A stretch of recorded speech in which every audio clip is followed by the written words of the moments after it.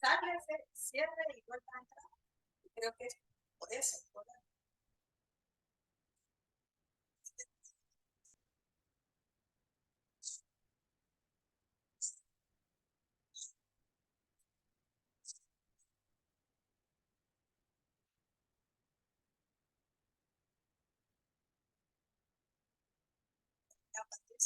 Participantes. El enlace que tiene el celular.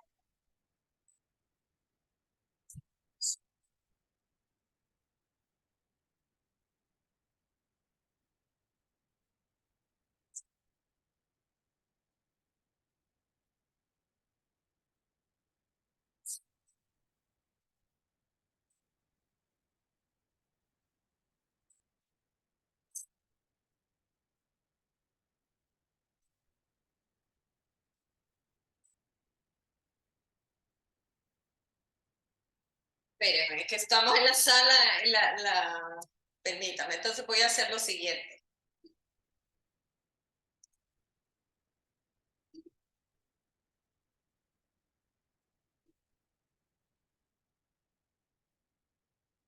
Que solo que le proporcioné ahí el número suyo para copiarle el enlace, que se conecte desde el celular, por favor. Mándale. Ella con usted. Mándeme su número. Permítame. Para que mejor se lo pase. 99. Sí.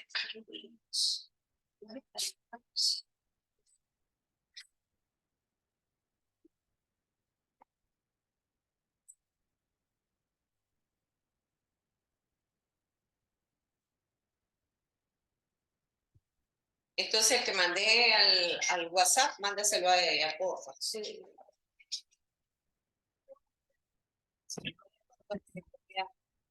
No, espere, ya le vamos a mandar el...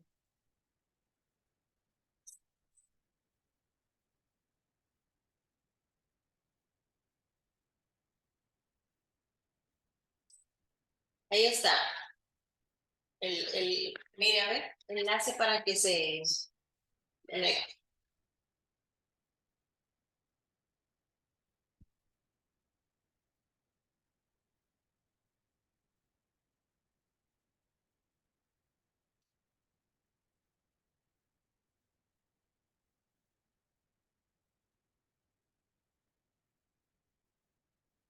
Ahora sí me aparece. No sé por qué no me aparecía, no me aparecía. Sí, es que ocurrió algo con la versión anterior, no sé qué pasó.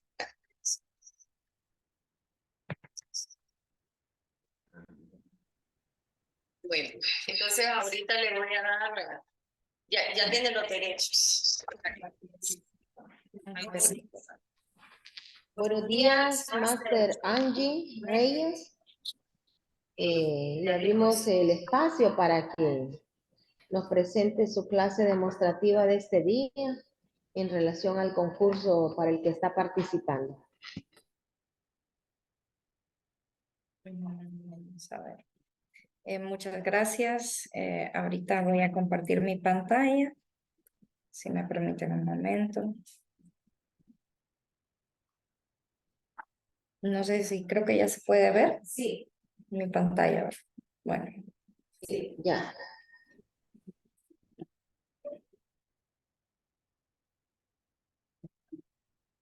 Ok, comenzamos. Buenos días, solo para ponerles un poquito sobre el contexto, cuando presentaron las diferentes opciones sobre las clases demostrativas que se podrían realizar, el tema que seleccioné fue factibilidad y viabilidad de proyectos. Es un tema bastante interesante, es un tema que me apasiona bastante y sobre eso quiero comenzar con una analogía personal. A veces cuando evaluamos, incluso en una clase de estadística, incluso cuando estamos analizando datos demostrativos, tendemos a confundir un poco el tema de posibilidad con el tema de probabilidad, en el sentido de algo puede ser posible, pero no es muy probable. Es posible que me caiga un meteorito en este momento, espero que no sea así, pero es posible. pero es muy poco probable que se dé. Y muy similar es el tema de la factibilidad y la viabilidad de algo. La factibilidad me va a decir si algo es posible o no. La viabilidad me va a decir qué tan recomendable es que se realice eso. Por ejemplo, si yo quisiera hacerle daño o hacer algo en contra de un amigo o una amiga, ¿puedo hacerlo? Sí, podría hacerlo. Pero, ¿cuál sería el beneficio de que yo lo haga? Ninguno. Entonces, lo mismo sucede cuando estamos hablando de un proyecto. Solo porque algo sea posible, no quiere decir que es recomendable que se realice.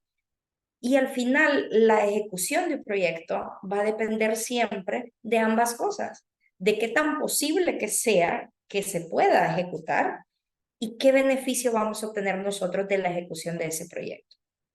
El realizar un análisis de este tipo de forma previa ahorra un montón de problemas.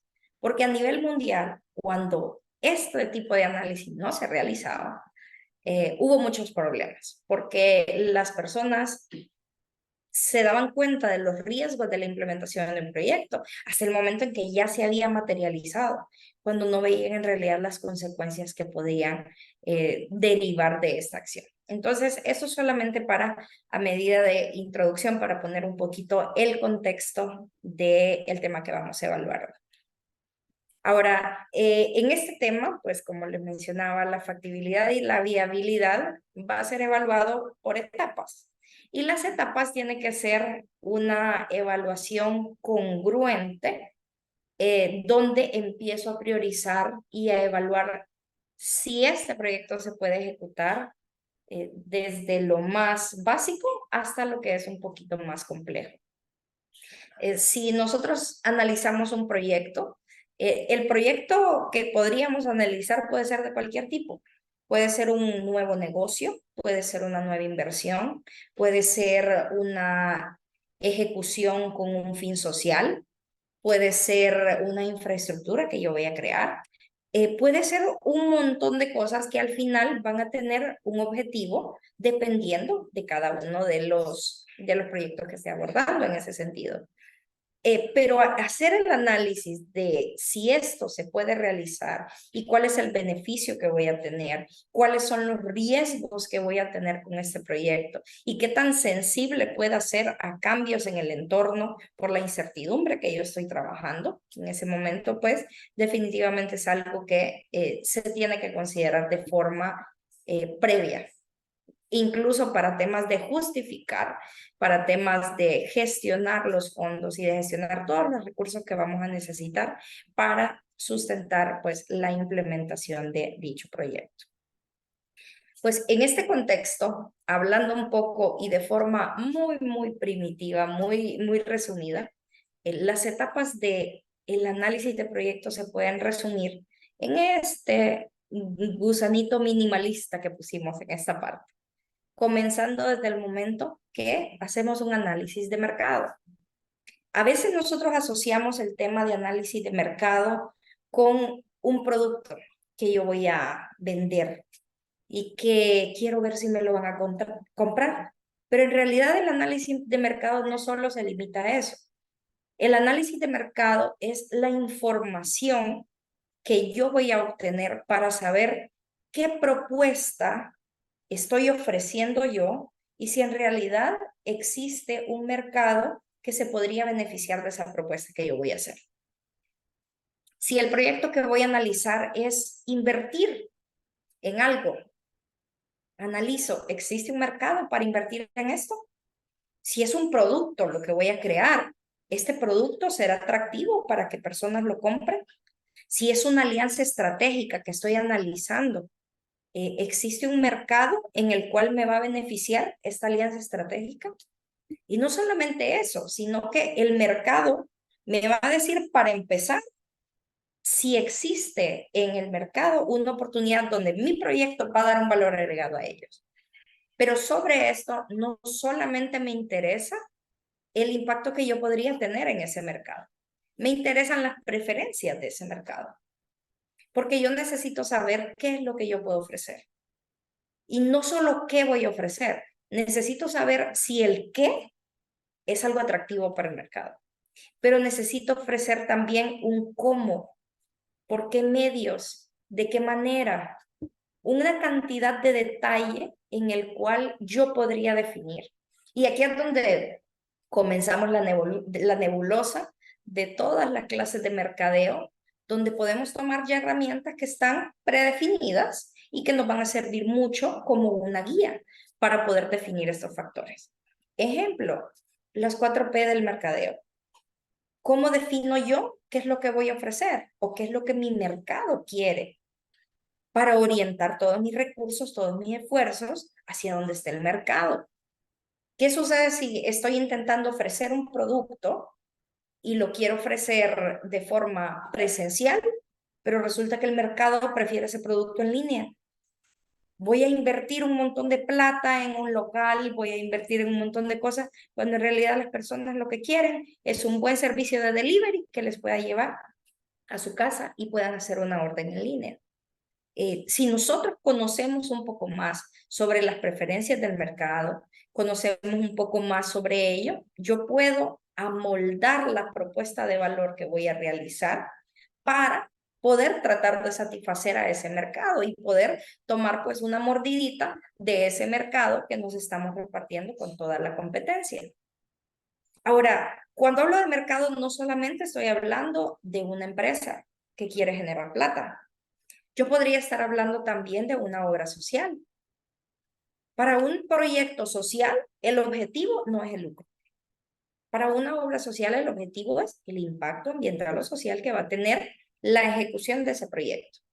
Pero yo tengo que saber también el mercado al cual yo podría hacer esa oferta social. ¿Qué características tiene ese mercado? ¿Por qué medio voy a tener mayor impacto con ese mercado? ¿Cómo voy a monitorear la participación de ese mercado? ¿Por qué medio voy a promocionar mi servicio social en este caso? Entonces, esto es para que eliminemos todos aquellos mitos en los cuales orientan el análisis de mercado a algo mercantil o algo de un sistema de producción. El mercado me ayuda no solamente a conocer las preferencias de ellos, sino inclusive también, porque si se fijan, 3 pasitos adelante, yo tengo que hacer un análisis financiero. Y para el análisis financiero, yo necesito pensar más o menos cuánto podría yo recibir de ingreso, si es que aplica recibir un ingreso. Y para poder recibir ese ingreso, yo tengo que tener una demanda potencial. Y para tener esa demanda potencial, yo tengo que saber hacia qué mercado estoy apuntando. Entonces, la raíz de todo esto es tomar la mayor cantidad de información posible de mi mercado. Y aquí lo puedo hacer de un montón de formas. Puedo utilizar herramientas predefinidas, puedo hacer encuestas, puedo hacer grupos focales, es desempolvar ese libro de mercadeo y comenzar a ver todas las herramientas disponibles. Incluso puedo hacer análisis documentales, puedo hacer inspecciones de campo, muchas estrategias que siempre van a depender específicamente del contexto del proyecto que estoy analizando. Ahora, asumamos que ya terminamos nuestro análisis de mercado. Ya lo hicimos por completo, tenemos una riqueza de información impresionante, tenemos todos los datos ya sobre el contexto de mercado, ya tenemos claramente las preferencias de mi mercado en temas de precio, plaza, promoción, todo, ya tengo todo ese esquema de mi producto también. Tengo esa definición, analicé inclusive mi competencia también, porque agarré aquella herramienta de las 5 fuercitas de Porter que me enseñaron por allá por una clase de administración. Y empecé a tomar toda esa información y sobre eso yo ya tengo una propuesta de valor. Ahora, la pregunta de todo esto y en palabras sencillas es, ¿puede hacerse? ¿Puede hacerse eso?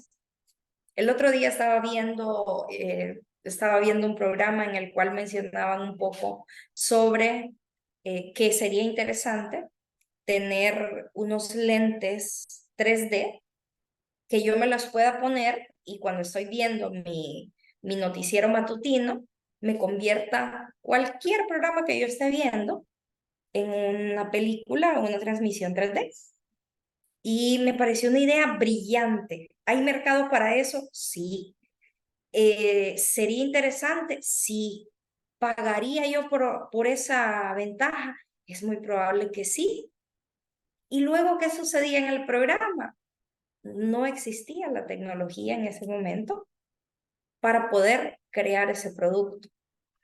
Entonces, ahí en ese tema, por eso es que después viene el análisis técnico. Porque yo puedo analizar el mercado, puede existir un mercado, puede ser una idea brillante, puede ser algo muy, muy específico, pero tengo la tecnología yo, tengo los recursos disponibles para ofrecerlo aquí, y a eso me refiero con factibilidad. ¿Es factible en el mercado mi producto o servicio? Allá me responde la factibilidad de mercado. ¿Es factible con los recursos que tengo disponibles aquí en Choluteca, en Honduras o a nivel global por algún medio de entrega? ¿Es factible esa parte? Y digamos que la respuesta es sí. Aquí es tipo sistema de filtro, tipo embudo. Si la respuesta es no en alguno de estos estudios de factibilidad, inmediatamente se concluye sobre eso. Es más, ni siquiera pierde su tiempo avanzando. Porque si para el mercado no es algo factible, paramos. Si no tenemos la tecnología, si no tenemos los recursos para implementarlo, paramos. Porque no es factible. Pero sobre ese esquema, asumamos que seguimos avanzando en el análisis de este proyecto y de forma muy general nos vamos a la parte operativa. Bueno, el mercado me dijo exactamente qué es lo que voy a ofrecer. El análisis técnico me dijo que si era factible implementar eso que le quiero ofrecer al mercado. El análisis operativo o la factibilidad operativa me va a decir, ok, esto es todo el esquema de recursos que se necesita para poder realizar esto. Entonces empezamos, ¿qué recursos humanos necesito? ¿Qué necesito planificar? ¿En qué tiempo lo tengo que hacer? ¿Cómo voy a ejecutar el proyecto? ¿Cuántas personas se van a involucrar en esto? ¿Qué actividades vamos a realizar cada uno? Es transformar en una visión un poco más realista lo que antes solamente era una idea. Y cuando empiezo a hacer el análisis operativo y digo, bueno, hago como la lista de compras en el súper. Necesito esto, necesito comprar esto, necesito averiguar esto y necesito implementar esto con una planificación a la cual voy a monitorear. Y lo más interesante de todo esto, cuando ya soñé algo, cuando ya vi que era factible y cuando ya veo todo lo que necesito, es donde viene la pregunta del millón. ¿Cuánto me va a costar? Y ahí es donde entra la última etapa de la factibilidad financiera. La pregunta es, ¿usted tiene la plata para hacerlo? Y si no la tiene, ¿será que tiene otras fuentes de dónde conseguir esa plata sobre la propuesta que usted tiene desde antes? Y puede que yo pueda conseguir todo eso. Puede que sea mi respuesta sí a todo lo anterior. Sí hay mercado, sí tengo la tecnología, sí sé cuáles son los recursos y es factible hacerlo, sí tengo el dinero para hacerlo. Y la última pregunta y la más grandota de esto, nos voy a mover un poquito por aquí, es el tema de la viabilidad. Y es cuando básicamente nos hacemos la pregunta, ¿pero me conviene? Y sobre esto hay un grupo de muchos indicadores que me pueden dar esa respuesta. Generalmente todos asociados a la plata. No tanto por el tema de que me interesa lucrarme de lo que voy a hacer. No, es más un tema de autosostenibilidad. Quiero saber si mi proyecto va a ser sostenible en el tiempo o solamente va a ser una hemorragia de fondos por un tiempo definido.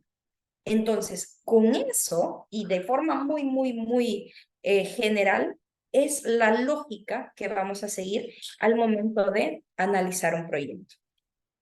Ahora vamos a hacer un poquito más de zoom, digamos, a cada una de las actividades que se van a realizar.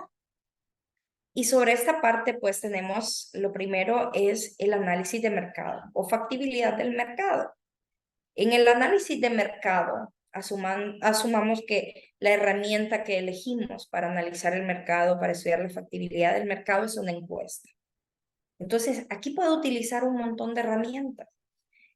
Puedo ser muy conocedora de técnicas estadísticas para cálculos de muestreo, para selección de muestras probabilísticas. Puedo utilizar información oficial como de Instituto Nacional de Estadística, como de entidades oficiales que mantengan información si el producto o servicio que voy a manejar es aquí en Honduras. Incluso hasta el mismo Banco Central me puede dar bastante información sobre cómo se va moviendo la actividad económica. Hay una riqueza de información impresionante, pero para eso nosotros tenemos que saber primero a dónde buscar. Siempre la información oficial es la más confiable. ¿Cuál es la desventaja de ello? Que generalmente esta información estadística oficial está muy rezagada. O sea, estoy hablando de información que tiene más de 5 años que no la actualizamos. Incluso yo ingreso ahorita, si digamos el servicio que yo voy a ofrecer resulta que es a instituciones educativas. Yo puedo entrar al Instituto Nacional de Estadística y buscar información sobre los centros educativos de Choluteca y la información más reciente que me va a dar es del año 2013. Entonces, sobre ese contexto, el año 2014, sobre ese contexto es donde iniciamos nosotros y decimos, pero ¿cómo puedo utilizar esta información? Y podemos quedarnos con esa información, aunque en una investigación de mercado no se recomienda información más antigua de 5 años. Pero puedo quedarme con esa información y empezar a analizar, bueno, pues esta era la demanda en este tiempo y resulta que tengo datos más recientes de crecimiento poblacional y hacer una relación de mucha información que puedo mantener. No solamente entidades hondureñas me van a dar información, hay otras entidades externas donde encuentro muchos datos, el Banco Mundial, organizaciones como Fondo Monetario Internacional, digamos en el tema de migración, hay muchas organizaciones sin fines de lucro que también me pueden dar datos sobre jóvenes también. Y también existen entidades como Citgalo que se encargan también de brindar datos estadísticos. CEPAL es información que también podemos obtener. Lo que les quiero mencionar con esto es que de alguna manera cuando yo realizo un análisis de mercado, no puedo confiarme exclusivamente al grupo foco que voy a atender en ese momento. Porque puedo estar tomando una muestra muy pequeñita y hacer una conclusión bastante grande sobre algo que no me estaría dando toda la información. Entonces, siempre que nosotros realicemos un análisis de mercado, tratemos de utilizar la mayor cantidad de fuentes oficiales que podamos. Información académica disponible, información estadística verificada por organismos que ya cuenten con su prestigio para recopilar información. Y la información que ando buscando también es de demanda, competencia, que puede investigar también, hacer estudios como un benchmark en el cual analizo quiénes serían mis competencias directas, hacer estudios inclusive hasta en las mismas redes sociales.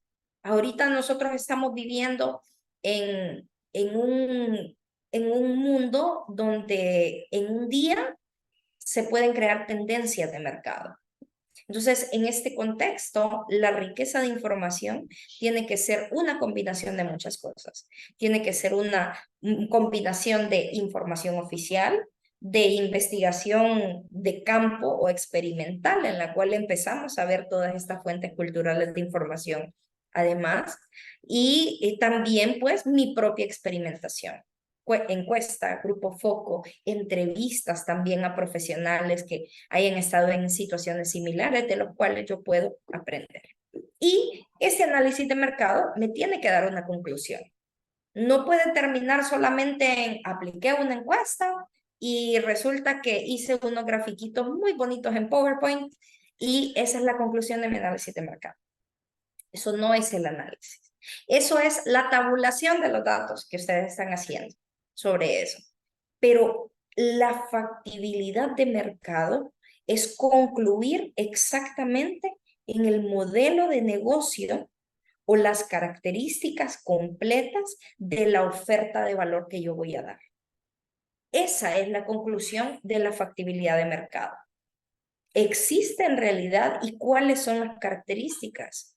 ¿Cuáles son las características de mi producto? ¿Por qué medios lo voy a promocionar? ¿Cuál es mi mercado meta? ¿Cuáles son las alianzas estratégicas que yo necesito para potenciar mi negocio? ¿En qué lugares lo voy a promocionar? ¿Voy a tener aliados estratégicos? ¿Voy a tener tienda física? ¿Voy a tener tiendas virtuales? ¿Voy a tener enlaces en línea? ¿Voy a hacerlo solamente por encargo con algo como con conocidos? Pero todas las características que voy a tener sobre tener claro cuál es el negocio con el que yo voy a tratar de satisfacer una necesidad que ya el mercado me dijo que tenía. Entonces, esa es en resumen la conclusión que se tiene sobre eso.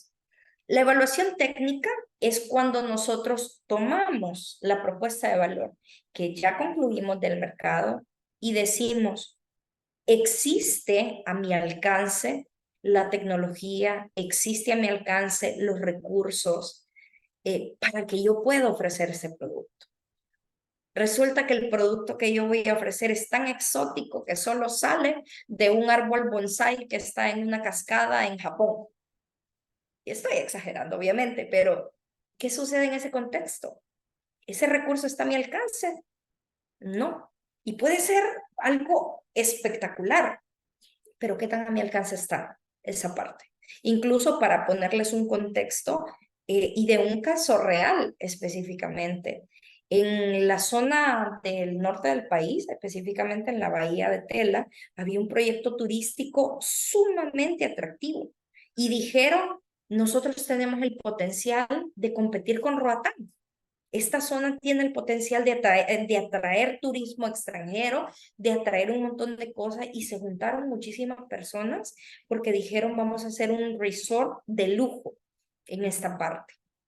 Y empezaron con todo el trámite, compraron toda la tierra, analizaron el mercado, dijeron, sí, los extranjeros, es más, aquí Royal Caribbean ya le voy a armar su estacionamiento en esta orilla porque aquí va a ser estacionamiento de cruceros de Royal Caribbean.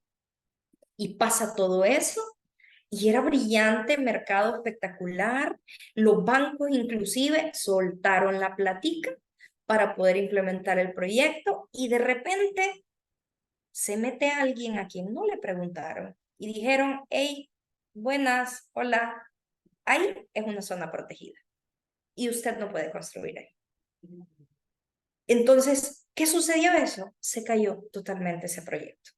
Incluso a este punto, fue hasta un problema a nivel del sistema financiero, porque muchos bancos habían invertido muchísimo dinero en un proyecto que ya tenía fondos comprometidos, que ya tenía fondos invertidos y que no se podía ejecutar. Entonces, ese era el análisis técnico que tenían que hacer. Tenemos en realidad, ya vimos que tenemos el mercado, pero tenemos los recursos para poder hacer esto. Y en ese caso, y es un caso real, no tenían los recursos porque eran zonas protegidas. Entonces, el análisis técnico de ese esquema falló y así han fracasado infinidad de proyectos por la falta de análisis de factibilidad en sus diferentes etapas. En este caso, particularmente, este proyecto aquí en Honduras, ni siquiera me fui a Europa, ni siquiera me fui a Centroamérica, Honduras. Se cayó un proyecto multimillonario por esa falta de análisis técnico y lo están pagando a la fecha todavía instituciones del sistema financiero. Es más, las instituciones del sistema financiero hasta se tuvieron que convertir en socios de la empresa porque la empresa no tuvo manera de devolver el pago del préstamo. Y actualmente esa sociedad fracasada empezó a impulsar proyectos turísticos dentro de los pedacitos que sí podían hacer, pero proyecto gigante no se pudo ejecutar por ser una zona protegida, aunque era propiedad de X o Y persona, declarada zona protegida, no tienen los recursos, es un fracaso. Entonces, ese es un ejemplo de algo tan sencillo como preguntarnos, ¿pero se puede o no se puede? Algo tan sencillo como eso puede costar cientos de millones de dólares, inclusive, me atrevo a decir. Resulta que ya pasamos el filtro anterior y nos dijeron, sí se puede, sí tiene los recursos, sí puede hacerlo. Entonces ahora la pregunta es, bueno, ¿qué necesito? Y ahí es donde yo voy a tener en cuenta dos factores. Asumiendo que estoy pensando en un negocio, ¿verdad? Yo voy a tener en cuenta dos factores. Lo primero, ¿qué es lo que necesito para poder abrir el negocio? Y a eso es todos los recursos iniciales. Y la segunda parte es, ok, ya abrí el negocio. ¿Qué necesito yo para operar? Entonces, para abrir el negocio, y es cuando me voy a ver qué es lo que me salió en el análisis de mercado. Y si en el análisis de mercado yo había puesto que voy a ofrecer mi producto en una tienda física, en Unimall, entonces en mi parte operativa yo digo, ok, ¿qué necesito para eso? Necesito rentar un local en Unimall, necesito un empleado, necesito decorar el local con todas las instalaciones requeridas, necesito poner los exhibidores, necesito la materia inicial con la cual voy a comenzar toda esta parte de la exhibición que voy a ofrecer. Y para continuar operando, necesito empleados, necesito sistemas de cobro, necesito facturación. A propósito, tengo que legalizarme también. Entonces, todos esos requerimientos legales de instalaciones, de recursos humanos, materiales, de insumos, de gastos operativos y gastos organizacionales que voy a tener, todo eso es el análisis operativo. ¿Qué necesito para realizar? Y aquí es donde viene la pregunta interesante, pero ¿cuánto me va a costar? Y todo va unido. El análisis operativo, insisto, lo saqué del mercado. Pero si yo dije en el análisis operativo que necesito rentar un local, ok, ¿cuánto me va a costar la renta de ese local? Si yo necesito contratar 3 personas, ¿cuánto van a ser los salarios de esas personas? Si yo necesito tener materia prima para poder producir o comprar para poder revender, ¿cuánto me va a costar esa mercadería? Y aquí la pregunta es, bueno, sí, pero ¿cuánto me cuesta? Y nos vamos a las mismas dos preguntas que me hice en operativo. En operativo es qué necesito para comenzar y qué necesito para mantenerme vivo. Y en evaluación financiera yo necesito cuánto es mi inversión inicial y cuánto necesito para operar. Una recomendación es que cuando hacemos un análisis de factibilidad financiera, trato de considerar también como inversión inicial los primeros 6 meses de operatividad, porque no necesariamente es algo con lo que voy a contar. Y luego, para cerrar todo esto, finalmente, la viabilidad del proyecto, que solamente es una serie de indicadores en los cuales yo voy a concluir si se recomienda o no se recomienda realizar este proyecto.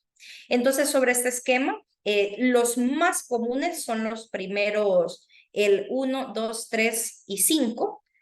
Sin embargo, pues todos son recomendables y son algunos. La tasa interna de retorno, para ver en realidad qué tan sostenible en el tiempo va a ser este proyecto. El valor actual neto, para saber en el futuro el dinero que estoy metiendo hoy, cuánto va a valer, va a perder su valor o no va a perder, porque son preguntas en las cuales me van a responder si al final me convenía hacer el proyecto o no me convenía mejor el colchoncito y guardar mi platita ahí. El periodo de recuperación, si invierte hoy, ¿en cuánto tiempo podría usted recuperar esa plata? ¿El beneficio que voy a obtener vale la pena por todo el costo? Si voy a trabajar, a desvelarme, a hacer un montón de cosas y resulta que al final de mes voy a ganar 100 lempiras, ¿vale la pena ese beneficio? ¿En cuánto tiempo lo voy a recuperar? El margen de contribución se refiere a los ingresos que voy a tener en relación a los costos que voy a tener. El índice de rentabilidad se refiere a la inversión que yo hice inicialmente versus los ingresos que voy a tener.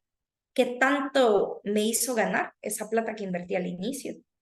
Y luego, pues, por temas de ser precavidos, hacer sensibilidad para ver qué pasa si el tipo de cambio cambia, qué pasa si la actividad económica se ralentiza, qué pasa si la demanda que yo estoy suponiendo es menor a la que tengo, ver más o menos cómo se comporta mi análisis en un escenario negativo en relación a un escenario normal que yo podría estar haciendo.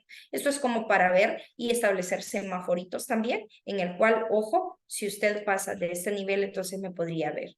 Y también me sirve establecer márgenes de equilibrio, analizar riesgos y ver el flujo de caja que yo voy a analizar para no tener problemas de liquidez. Para concluir, es sumamente importante considerar todos estos factores porque el estudio vale la pena por el riesgo que hay de la incertidumbre de implementar un proyecto. Entonces, sobre eso, si tienen preguntas, pues estoy atenta a ellas.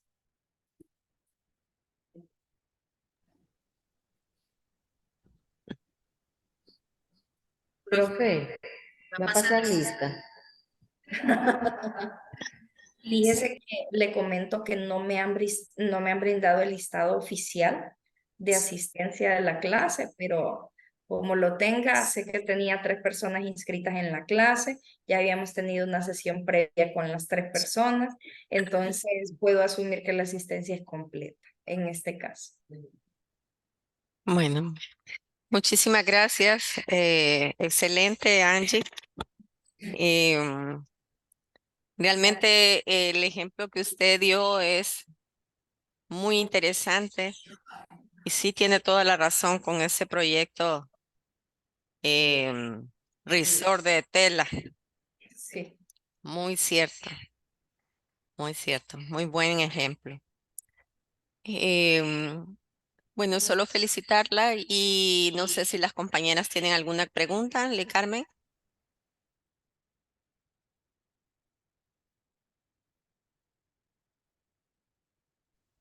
Sí, felicitar a Angie, excelente clase demostrativa. Tengo algo que objetarle. Dígame. Será por lo de la cámara, por no perder de la cámara, pero hay que moverse, Angie. Ah, ok. Hay que desplazarse, porque no podemos estar en una sola posición.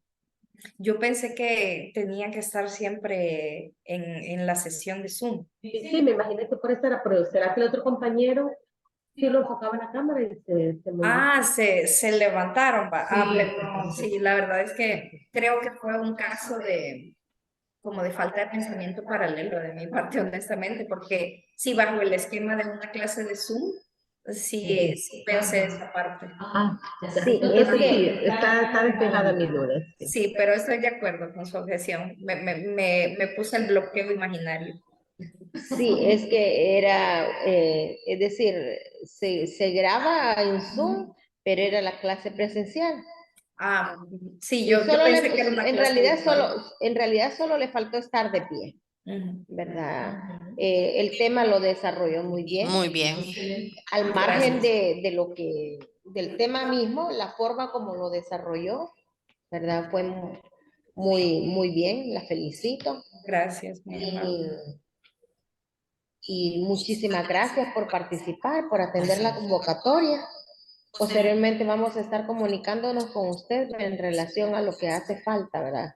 Ok. Dándole seguimiento al proceso. Ujú. Muchas gracias. Muchas Muchas gracias. gracias a Bye. ustedes por su atención. Gracias. Gracias. Gracias.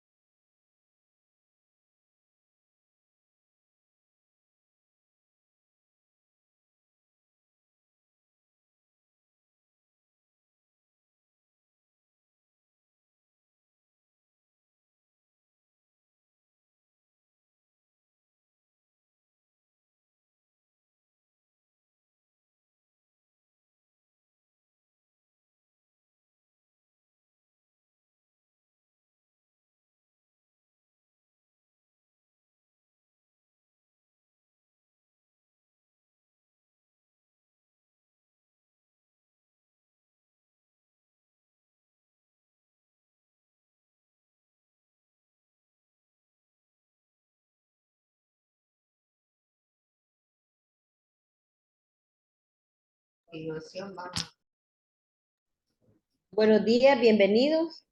Le damos la bienvenida a Oscar. A ver, perdón, no ha empezado, ¿verdad? No se ha conectado.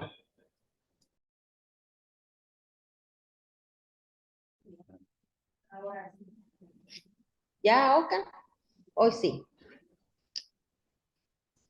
Buenos días, de nueva cuenta.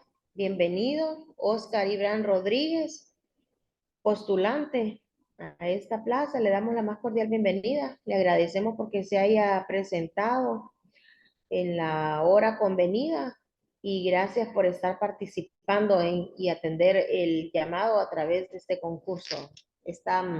Los micrófonos son suyos, la sala es suya. Es una clase presencial demostrativa que vamos a empezar justamente en este momento. Puede ponerse bien.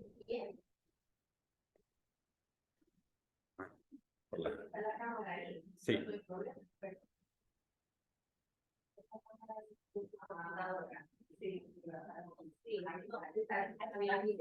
Ah. Bien, buenos días.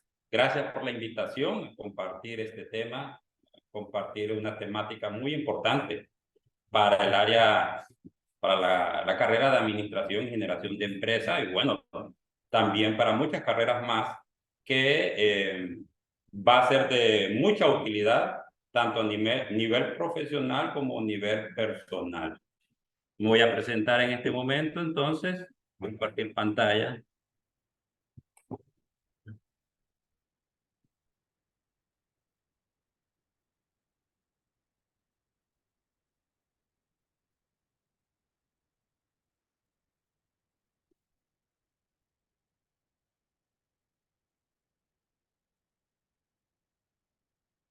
Me pueden visualizar, no sé si, porque aquí estoy viendo solamente la presentación, pero se visualiza.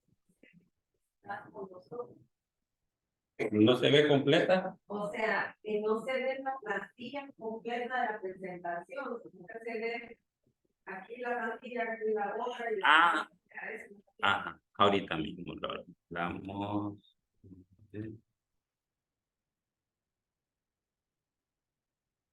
Lo mismo. Sí, igual. No se mueve, se parece que no me sentado. Así fue con el compañero. Vamos a ver. ¿Qué tiene que hacer ahí para que la aplique? Ya estamos.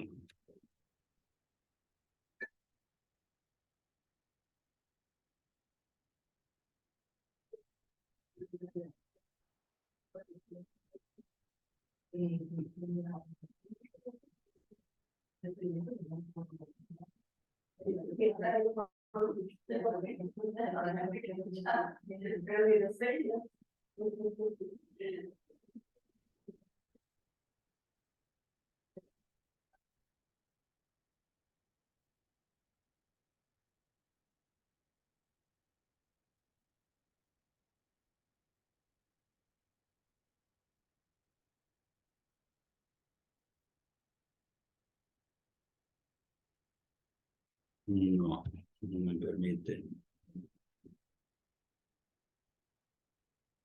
¿Qué pasa?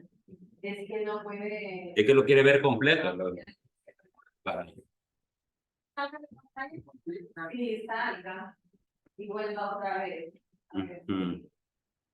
Colóquela ahí. Colóquela ahí, exacto, a ver. Mira, a ver. Vamos a ver aquí. Sí, porque a mí nunca me había presentado. Sí, porque por cuestión de tiempo, ¿verdad? Que eso no es problema. Ahí sí se ve bien. Sí, aquí se ve bien. Solo es en el Zoom. Bien, ¿puedo comenzar entonces? Sí, ahora sí. Vamos a ver. Empezamos a partir de hoy. Bien, buenos días nuevamente. Mi nombre es Oscar Ibran Rodríguez García y en esta oportunidad, pues, el espacio para una clase demostrativa de mi área voy a compartirles acerca de 3 temas muy importantes y que son de mucha utilidad. La administración de inventario, la gestión de procesos y la factibilidad y habilidad de proyectos. Estos temas no solamente tienen utilidad de carácter profesional, también tiene utilidad en la vida cotidiana, en la vida personal de cada uno. En la manera de ejemplo, cada uno de ellos, pues vamos a ir viendo tanto a nivel mundial, tanto a nivel personal también, cómo le podemos sacar provecho a estos temas. En primer lugar, vamos a ver lo que es administración de inventarios. Inventarios en una empresa tanto de la industria como también una empresa de comercio que se dedique a la compra y venta de productos. También esto nos puede servir en la vida diaria, nosotros con lo que tenemos en nuestros hogares, en nuestras casas, en el orden que mantenemos. Pero en primer lugar queremos saber, es importante saber qué es inventario. El inventario es un conjunto de mercancías o artículos que tiene la empresa para comerciar, permitiendo la compra y venta o la fabricación primero antes de venderlo en un periodo de tiempo determinado. Entonces vemos aquí en ese sentido de que, hablando ya de empresas, puede ser útil tanto en la industria, la manufactura, como también a las empresas que se dedican solamente a comercializar productos. En ese sentido, pues, vemos un concepto más amplio que es la administración de inventario. ¿Qué es la administración de inventario? Es el proceso de seguimiento y almacenamiento de productos para satisfacer la demanda de los clientes de forma rápida y eficiente. Como clientes hemos tenido esa experiencia que de repente vamos a una farmacia y nos dicen no hay. Y en una situación de urgencia, por eso pongo este ejemplo, de salud, que de repente nos urge encontrar un medicamento y muchas veces nos contestan en varias farmacias no hay. Y si las farmacias se dedican a vender medicamentos, ¿dónde la pueden encontrar? Es la gran pregunta. ¿Para qué se dedican a un rubro en el cual no puede cubrir la satisfacción del cliente? Porque la tienen, pero la tienen en Tegucigalpa, lo tienen, pero lo tienen en otro lado. En ese sentido, como ese ejemplo y muchos más, es necesario conocer el concepto de administración de inventario para que en el momento en el que toque nosotros estar en el otro lado de la situación, como vendedor, como propietario, como emprendedor, poder satisfacer la demanda rápida y eficiente de los clientes. Y para ello hay diferentes situaciones que vamos a ir viendo más adelante. ¿Qué tipos de inventario existen? En primer lugar, generalmente se identifican 3 tipos de inventarios. El inventario de materia prima, sobre todo en las fábricas, en empresas de manufactura que procesan productos. El inventario de proceso igual, las de manufactura. Y el inventario de productos terminados, que esta aplica para todo, hasta para las de comercialización y venta. Entonces, esos son los 3 grandes inventarios, o los más conocidos que se conocen. Tanto el de materia prima, que son los insumos, los recursos que se van a utilizar para ser transformados en producto terminado. El inventario que está en pleno proceso, que está en conversión, y el inventario de productos terminados. Sumado a esto, en algunas situaciones, algunos autores del libro también adicionan otro inventario, que es el inventario de mantenimiento y operaciones. ¿Cuál es este inventario? Es aquel inventario que no se va a vender. Es aquel inventario que no es el rubro que se necesita a que se dedica la empresa. Es aquel inventario que ocupan para reparar la maquinaria, por ejemplo, todas aquellas herramientas que ocupan los empleados de mantenimiento, los colaboradores de mantenimiento, y que van a estar a cargo de una persona que se dedica a la custodia de una persona para que esto no se vaya a extraviar, y también necesita una buena utilización de este tipo de inventario. Estos inventarios no se venden, estos inventarios se ocupan para el desarrollo de la empresa.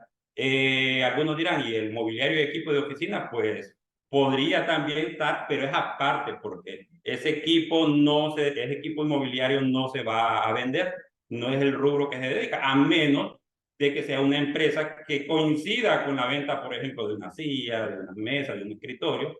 Ahí podría, pero aún así se tiene que apartar si es para la operación de la empresa. Se tiene que apartar del mobiliario o del inventario que se dedica a la empresa a vender. Entonces, son 3 inventarios los más conocidos, y mencioné otro más que también algunos autores consideran importante. Y para esto, existen varios métodos de control de inventario. Una vez que hemos visto los tipos de inventario, también existen métodos de control de inventario. Existen diversidad de métodos de control de inventario. Hasta el momento se han conocido algunos que voy a mencionar, voy a compartir, pero esto no significa que hasta ahí llegó. Con el tiempo se va actualizando las técnicas, los métodos y pueden ir apareciendo mucho más. ¿A qué se refieren los métodos de control de inventario? A la implementación de un sistema que permite realizar una gestión de la existencia de un almacén, tanto en la entrada como en la permanencia o la salida. ¿Para qué sirve, en pocas palabras? Esto nos sirve para evitar muchas situaciones que nos pueden llevar incluso hasta la quiebra en la empresa. Por ejemplo, robos, extravíos, de repente daños o mermas en el producto, de repente no intencionalmente por los colaboradores, ¿verdad? Pero de que nos permite tener un control de lo que entra a la empresa, dónde se mantiene y el momento de la salida. Y eso lo vamos a ver en todo tipo de empresas que se dediquen incluso a servicios, como las empresas que se dedican al servicio de la educación. Por ejemplo, la Universidad Autónoma tiene su inventario y tienen personas que se dedican a manejar este tipo de inventario, incluso aquellos productos, aquellos artículos que de repente vemos como obsoletos, como algunos pupitres que vemos alrededor del campo, y ustedes podrían preguntarse qué hace ahí. Tocar un pupitre de eso, después hay una persona que tiene que rendir cuentas. Entonces, todo esto es sistemas de inventario que tienen que manejar. Ahora, no solo se trata de retener y el producto está ahí, porque vaya, por ejemplo, en el caso de los pupitres que están dañados, que están ahí, ¿cuántos años piensan mantenerlos ahí? 20, 30, 40 años toda la vida, trayendo zancudo. O sea, la cuestión es, ¿qué se va a hacer con ese inventario? Si se va a reutilizar, si se va a donar a una escuela, o se va a reprocesar para el mismo mobiliario que se necesita o que demanda los estudiantes. Entonces, todas esas preguntas vienen sumándose a este tema del inventario. Vemos en imágenes unos drones que permiten hacer auditorías internas de inventario, porque es muy importante considerar las auditorías hoy en día. Algunas empresas este tema lo tenían a un lado, piensan que con solo el hecho de vender ya tienen el éxito, y no es así. Los controles son importantes. Es necesario, como emprendedores, como propietarios, como colaboradores de una empresa, tomar en cuenta que si se pierden los controles de inventario, la empresa podría ir poco a poco a la quiebra si no se mantienen inventarios exactos o precisos. Ahora, el volumen de inventarios puede llevar a la dificultad de mantener el control. Vemos ahí en las imágenes que son drones, a veces va automatizando a nivel de texto. Por ejemplo, el texto que utilicé para preparar estas diapositivas es de principios de administración de operaciones de Hessler. Muestra un ejemplo de Amazon, una empresa muy conocida a nivel mundial. Amazon tiene unas bodegas inmensas en Estados Unidos, y mantener un inventario con el control solamente humano es casi imposible, porque son cantidades grandes. Entonces, en ese sentido, se está automatizando cada vez más, y de tal manera de que las empresas deben ir también a la par de la tecnología para poder estar a la vanguardia de mantener estos controles. En mi caso, trabajé en una ferretería como auditor, y mantener los inventarios en esa ferretería ya no era suficiente con una persona, sino que se necesita un equipo de auditores con lectores de código de barra que permitieran ir viendo cuántas cantidades de productos están disponibles y si va acorde con lo que está en el sistema. Vemos entonces, dentro de esos métodos, el primero que voy a compartir se llama ABC, para el control de inventarios, también conocido o bajo el sistema de Pareto, el 80-20. Es un sistema para segmentar y organizar los productos en un almacén en base a su importancia, relevancia, para la empresa, valor económico, beneficios aportados, rotación generada. En pocas palabras, es agrupar los productos, por decirlo así, entre varios criterios. Los más caros, apartarlos de los que medianamente tienen un costo intermedio de lo más barato. Por ejemplo, el de la ferretería. En el caso de la ferretería se apartaban aquellos productos más caros, como una hidrolavadora, como una... los productos más de una bicicleta, que incluso también vendían, que tiene un valor más de 5.000 empiras, de productos que tienen un menor costo, como clavos. Entonces, no nos vamos a quebrar la cabeza en una empresa contando clavos, cuando podríamos estarle dedicando a contar aquellos pocos productos, pero que son más caros. Eso no significa que los productos menos caros no se tengan control. No, simplemente que a cada uno se le va a aplicar un sistema diferente de auditoría. ¿En qué sentido? Pues en el sentido de que lo más caro puede tener una auditoría permanente. De tal manera de que todos los meses estamos pendientes de que si nos ha perdido un producto, no se ha extraviado. Y los otros pueden ser una auditoría eventual, de repente a los 3 meses, de repente semestralmente, de tal manera de que si se hace una auditoría completa, se pierde la objetividad y ocupa demasiado tiempo, y cuando uno está terminando la auditoría, ya más bien ya vendieron parte de los productos. Entonces, ya en la realidad, estos conceptos son tan útiles para poder realizar una auditoría bastante objetiva en cuanto a inventario, ¿verdad? Entonces vemos aquí un ejemplo de un celular. El celular tiene varios accesorios. Por ejemplo, tenemos ahí los audífonos, el cargador y tenemos también el protector. Pero en cuanto al costo, si nosotros nos dedicamos a vender celulares y todos los implementos, vamos a tener a un lado el celular. Imagínense un iPhone, los de gama alta, ¿cuánto puede costar? 20.000, 30.000, 40.000 empiras, en comparación a un protector que es sumamente un precio más barato y que de repente lo podemos tener a una categoría tipo C, ¿verdad? En eso se basa. El A, el más importante, el B intermedio y el C de menos importancia. Entonces, en ese sentido, vemos que los celulares lo tienen aparte. Incluso vamos a ver una tienda en Honduras de que lo tienen en vitrina porque son fáciles, son pequeños y altos, que es fácil de robar. Entonces, en ese sentido, los tienen bajo vitrina, no los van, o los tienen con candado, porque son fáciles, son pequeños y son de alto valor.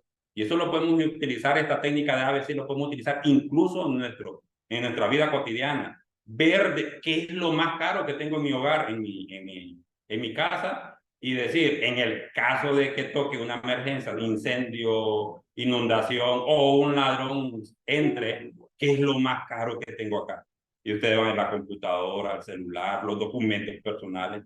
Y apuesto que de repente puede ser una pequeña maleta donde está lo más caro y lo más importante en comparación a lo demás. Entonces, por eso les decía al inicio que es tan importante incluso para la vida personal y cotidiana de cada uno. Ese era el primer método. Como segundo método tenemos el método de conteo cíclico. El conteo cíclico es un esfuerzo continuado por contar físicamente la cantidad de unidades de cada material en inventario comparado. El total de unidades en inventario tiene que ser igual al saldo que aparece en los registros de almacén. Y esto sirve para la parte contable. Sabemos bien que cuando se hace la liquidación, la parte contable, se hace un tipo de comparación, tanto lo que existe en físico tiene que ser igual a lo que está en el sistema, de tal manera de que no exista ni faltante ni sobrante. Hay personas que piensan que por el hecho de estar un sobrante es algo bueno. No, porque ahí hay algo que falló. Tendríamos que ver el origen de por qué sale un sobrante. Entonces, debe ser igual. Y si existe una diferencia, corregirla, tomar las cartas en el asunto para poder tener control en ello. Como un tercer método, tenemos el método EOQ. El método EOQ se refiere a las palabras, porque están unas iniciales en inglés, Economic, Order, Quantity, cantidad económica del pedido, y se refiere más que todo, y se utiliza cuando hay una demanda constante. En productos que de repente ya se sabe cuánto se va a utilizar al mes, o cuánto se vende, como por ejemplo los de la canasta básica, alguien que tenga una pulpería, alguien que tenga un mercadito. Y en ese sentido ya tiene más o menos un promedio de cuántos refrescos ocupa, cuántos churros, cuánto de azúcar, para que cuando llegue el cliente no conteste no hay, la farmacia incluso, para que tener abastecido. Alguien dirá, ¿de qué depende estos pedidos? ¿Por qué no se abastece lo suficiente? En teoría se escucha fácil, pero hay que tomar en cuenta el periodo de caducidad. Hay productos perecederos como los agrícolas que no han sido transformados, por ejemplo las frutas, las verduras. Entonces, de todo eso depende porque hay productos que son perecederos, su periodo de caducidad es corto, son largos. Y también depende del costo de hacer el pedido. Hay algunos pedidos que se hacen incluso hasta el otro lado del océano. En Japón, vienen de China, algunos productos que vienen que su costo de aduana y todo eso son altos. Entonces, en ese sentido, estos productos de repente conviene tenerlos en mayor cantidad, aunque toque almacenarlo y ver de qué manera. Pero los productos que están más cerca se pueden hacer pedidos más seguidos. Entonces, todos estos elementos se toman en cuenta a la hora de hacer el pedido y cuándo hacer el pedido. Y de tal manera de que en ningún momento se le conteste al cliente no hay. Tenemos también el método PEP, primeras entradas, primeras salidas, que es un sistema de manejo de inventario, el cual consiste en rotar inicialmente los productos que ingresaron de primero. Eso se utiliza y es fundamental con los productos perecederos, lo que le mencionaba anteriormente, con lo que son frutas, verduras, incluso cualquier comestible en supermercado tenemos que fijarnos bien la fecha de caducidad y para eso el producto que entró primero es el primero que tiene que ser vendido o darle salida para que poder aprovechar el periodo de caducidad de los últimos que entraron. Entonces, en ese sentido, este método PEPS es muy útil. Existían también otros métodos como el web, últimas entradas, primeras salidas, pero son de poco uso, que es el último que entra, el primero que sale, y el promedio. Estos no los voy a mencionar porque son de poco uso, pero también existen este tipo de métodos. Está el método JIT, o del control de inventario Just Time, que es el justo a tiempo. Es un sistema de gestión de inventario justo a tiempo que se centra en fabricar y entregar solo lo que se necesita y en la cantidad necesaria, justo en el momento en que se demanda. ¿Qué tiene la ventaja del justo a tiempo? De que no se ocupa inventario. Por ejemplo, cualquiera de nosotros puede emprender y decir, no tengo espacio para tener un inventario, por ejemplo, de repuestos, de vehículos, pero tengo los contactos en Tegucigalpa. Y si yo pido ahorita en Tegucigalpa, en la tarde me está viniendo el producto. Entonces, cualquiera podría decir, necesito un emprendimiento, pero no tengo dinero para una bodega. No importa. Si implementamos el justo a tiempo y tenemos los contactos responsables de calidad y de manera responsable, nosotros podemos emprender en cualquier... Yo, por poner un ejemplo, hablo de los repuestos, ¿verdad? Que alguien busca un repuesto en la mañana, no lo tengo, pero se lo puedo conseguir para la tarde, déjeme una llamada si desea. Y en ningún momento utilicé lo que es bodegas. Es la ventaja, disminuyen los costos de almacenamiento, se adapta mejor a los cambios de las necesidades y no invierto innecesariamente. ¿Cuál es el inconveniente? Que hay más riesgo de ruptura de los stocks. Que de repente en el camino había una toma en el camino y no vino el producto, que además con el cliente, se tomaron la carretera. Que no podemos obtener descuentos por grandes volúmenes, porque de repente solo ocupan uno o dos y es lo que pedimos, entonces de repente son más caros. Pero es una alternativa, pues, y a veces el cliente está dispuesto a pagarlo con tal de que lo consigan. Y eso es en cuanto a la parte de inventario. No sé si existe alguna pregunta hasta el momento sobre inventario. No será esto un monólogo, alguna consulta, opinión. Bien, vamos a la gestión por proceso. En vamos a hacer más breve, porque no hay un desglose como el tema anterior. ¿Y en qué consiste la gestión por proceso? Es una interacción entre las áreas de todos los procesos de una empresa para que todas operen juntas hacia metas estratégicas comunes. Importantísimo en todo tipo de empresas, no solamente de industria, también para la comercial, la de servicio, como el sistema educativo, por ejemplo, en el cual hay procesos que se van elaborando y se van mejorando en dicho sistema. Por ejemplo, hay procesos de matrícula, hay procesos de inducción, y hay previa matrícula también en el caso de la Universidad Autónoma, hay un proceso de inscripción, de preparación para una prueba académica previa, si lo aprueba, en qué área puede optar, la matrícula, la inducción, una vez que tienen matriculado el proceso de distribución de clases, los maestros asignados, la ejecución de las clases, la evaluación de las clases, bueno, una cadena de procesos, solo hablando del proceso enseñanza-aprendizaje. Si vamos a los otros procesos administrativos, pues también podemos seguir hablando. Bien, en este sistema de gestión por procesos se adapta perfectamente al ciclo de Deming, que es planear, ejecutar, verificar la medición y actuar, en ese caso.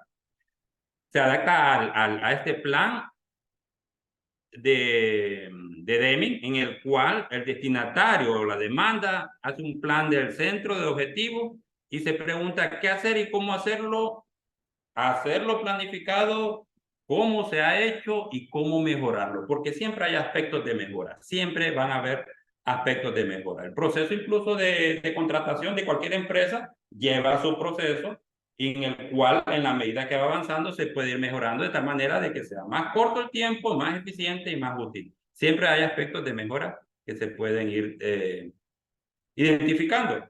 ¿Cómo se aplica en este ciclo de Deming que mencioné? ¿Cómo aplicar la gestión por proceso? Se hace un mapa de proceso con todas las personas involucradas. Se identifican los objetivos. Imaginémonos que estamos con los colaboradores de una empresa. Los objetivos para que vamos a hacer este proceso. Los riesgos y oportunidades de dicho proceso. La entrega del producto y servicio. Por ejemplo, en el de contratación decimos ya tenemos seleccionados los candidatos. Indicadores de gestión, que son los que nos permiten ver, cuantificar en qué momento o en qué aspectos podemos mejorar a futuro dichos procesos. Análisis de satisfacción del cliente. El cliente no solamente puede ser externo, puede ser interno también. Las auditorías internas de procesos y finalmente un análisis de no conformidades. Si de repente el proceso no incluyó un aspecto importante que debía y está escrito realizar. Un análisis de no conformidades que obviamente se van a considerar para la próxima etapa del proceso, ¿verdad? Paso en la gestión del proceso. Se diseña el proceso, se hace un modelo, se ejecuta, se supervisa y se optimiza, y esto viene siendo un resumen de lo anteriormente descrito en el círculo anterior. ¿Qué busca la gestión de procesos? Lo que busca la gestión por procesos es optimizar el flujo de trabajo para poder hacerlo más eficiente y adaptado a las necesidades que nos presentan los clientes. Vemos a veces de que hay procesos que son tan largos que permite tanto al colaborador cansancio, tiempo, absorbe tiempo, como también para el usuario. Llámese esto un tipo de empresa tanto pública como privada. Entonces, los procesos, este diseño de procesos permite sintetizar, resumir los procesos de tal manera que sin perder la esencia de ellos para una mayor utilidad en las empresas tanto públicas como privadas de cualquier nivel. Por último, termino con lo que es factibilidad y viabilidad de proyectos. ¿Cuál es la diferencia entre factibilidad y viabilidad de proyectos? La factibilidad y viabilidad de proyectos tiene una diferencia que muchas veces se tiende a confundir. La factibilidad es la capacidad estructurada que tiene un proyecto para generar retornos de capital y un flujo de beneficios sociales en su entorno. La factibilidad se demuestra con indicadores concretos. Una factibilidad, por ejemplo, para un inversionista, hablando de proyectos privados de inversión, como emprendedor, por ejemplo, es, voy a colocar una pulpería, no tengo ingresos, no tengo trabajo, y voy a colocar una pulpería. Primero ver un estudio de mercado y todo lo demás, la inversión y todo eso, pero también ver indicadores. ¿Cuánto voy a vender? ¿Cuánto es la ganancia? Y esos indicadores son cuantificables, tanto en valores absolutos como en valores relativos. ¿Qué es valor absoluto? Absoluto podríamos decir en este sentido del empira, ¿cuánto voy a ganar? Relativos porcentajes. Entonces, en ese sentido, la factibilidad se mide con valores absolutos o relativos. Y es fácil de identificar una vez teniendo todos los datos, tanto de la inversión como de ingresos, ¿verdad? Ahora, la viabilidad no solo se trata de que me va a ir bien en el emprendimiento o en el proyecto. La viabilidad es la posibilidad que tiene un proyecto de sortear algunos obstáculos de diferente naturaleza, como ser el ambiente, la parte legal, la parte política, cultural o cualquier otro índole para alcanzar los objetivos planteados. Un ejemplo, el proyecto, por ejemplo, de plantas solares o eólicas. Alguien podrá decir, esos proyectos son factibles, tienen un retorno bastante alto, pero la viabilidad no es fácil en estos proyectos. Veamos aquí el caso de la Gran Terminal del Pacífico. La factibilidad es buenísima y es una urgencia, pero la viabilidad les ha costado desde el inicio. No la trabajaron. Y es necesario conocer estos conceptos. La viabilidad se construye, la viabilidad de un proyecto se gestiona. Es decir, se puede ir creando, construyendo a lo largo de todo el ciclo del proyecto. Y al contrario de la factibilidad, que la viabilidad no se puede demostrar con indicadores, sino que se va convenciendo con todos los involucrados. En el proyecto social, para colocar un puente, por ejemplo, se tiene que consultar con los beneficiarios, aunque alguien diga, no, pero es factible, los fondos los tenemos del gobierno, tiene un cooperante, pero hay que ir construyendo la viabilidad. Y la viabilidad se va construyendo con todos los involucrados, no solamente con el inversionista. Y vemos pues este gran ejemplo de la Gran Terminal, que de haber trabajado esta viabilidad desde el inicio, no estuviera un gran problema como hoy en día. Que no tiene solución, sí tiene solución, pero tienen que ceder. Tienen que ceder de repente ambas partes. Una parte de repente se va a sacrificar, pero no es lo ideal. Pero solución siempre va a haber. La viabilidad se tiene que construir y hoy en día los proyectos tanto de inversión como proyectos sociales no se está trabajando en Honduras por desconocer este aspecto o por no querer dedicarle tiempo a este aspecto tan importante en un proyecto como lo que es viabilidad, distinto a lo que es factibilidad, que factibilidad solo se mide por la parte monetaria en este caso o por porcentaje si es factible realizar o no un proyecto. Bueno, esto ha sido todo de mi parte. Si existe alguna consulta, alguna duda, alguna pregunta o alguna opinión, pues estoy atento a ello. Bueno, Oscar, muchas gracias por su clase demostrativa. Te felicitamos, gracias por atender la convocatoria. Y vamos a estar comunicándonos con ustedes a través del canal, ¿verdad? Que hemos estado usando hasta ahora para que reciba la información que corresponde en tiempo y forma. Así es. Muchas gracias. Gracias a ustedes por la atención. Muchas gracias. Felicidades. Felicidades, Excelente. gracias. Excelente, muy bien. Muy Muchas bien, gracias. excelente, bye.